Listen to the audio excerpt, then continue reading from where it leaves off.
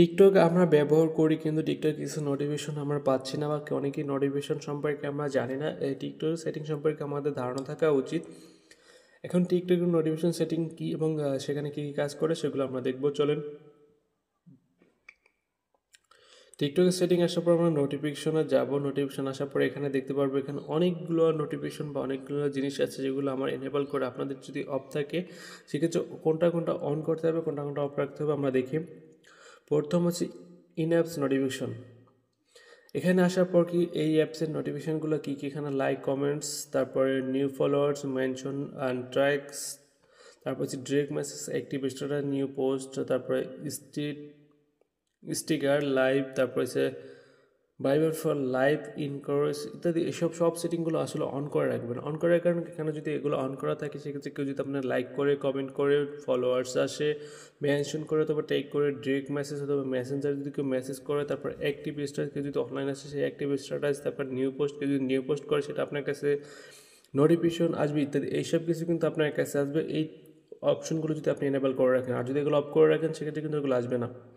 তারপর যদি আমরা এখানে ব্যাগে যাই, এখানে কিন্তু সে একই কথা বলছে। তারপর আমরা যদি এখানে আসি, এখানে হচ্ছে শিডিউল, মানে আপনি যখন টিকটক ব্যবহার করবেন আপনি কতক্ষণ ব্যবহার করতেছেন বা কয়টা থেকে কয়টা পর্যন্ত ব্যবহার করতেছেন। এখানে স্টার্ট টাইম এবং এন্ড টাইম, আপনি সকাল কয়টা বাজে শুরু করতে চান টিকটক ব্যবহার সেটা এখানে টাইম সিলেক্ট করে দিতে পারেন, অথবা আপনি কয়টা বাজে এন্ড করতে চান সেটা কিন্তু দিতে পারেন। এর জন্য এটাকে আমরা যদি অন করি, এখানে আমরা টাইম দেবো স্টার্টের টাইম, তারপরে এখানে দিয়ে ডানে ক্লিক করব, আবার এন্ডের টাইম যখন কখন শেষ করব তখন দিয়ে টাইমটা দিয়ে এখান থেকে এটা আপনার যখন ইচ্ছা আপনি টাইমটা দিতে পারেন। দেওয়ার পরে এখানে ডানে ক্লিক করবেন, ক্লিক করার পর ওই টাইমে কিন্তু আপনার নোটিফিকেশন আসবে যে আপনার টাইম কিন্তু ওভার হয়ে গেছে, আপনি এখানে অফ করেন।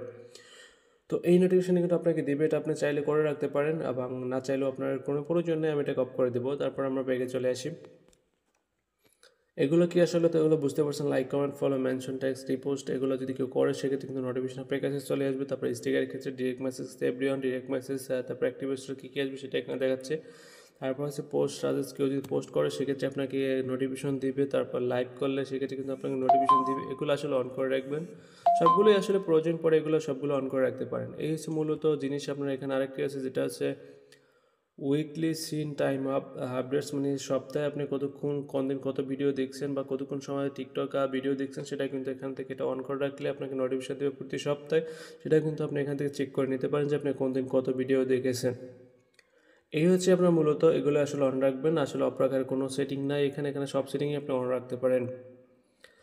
যদি অফ রাখেন সেক্ষেত্রে আপনার কোনো অসুবিধা নাই, কিন্তু অফ রাখলে কিছু কিছু জিনিস যেমন লাইক, কমেন্ট, মেসেজ, তারপরে নিউ ফলোয়ার্স এগুলো অফ রাখলে সেক্ষেত্রে আপনি এগুলো বুঝতে পারবেন না, কে আপনাকে ফলো করছে, কে আপনাকে নোটিফিকেশন দিয়েছে বা কে কোথা থেকে কী হচ্ছে সেগুলো কিন্তু আপনি জানতে পারবেন না। তো এই জন্য এই সেটিংগুলো কিন্তু আসলে অন রাখা দরকার। এগুলো আসলে টিকটকের জন্য সেটিং একটি গুরুত্বপূর্ণ।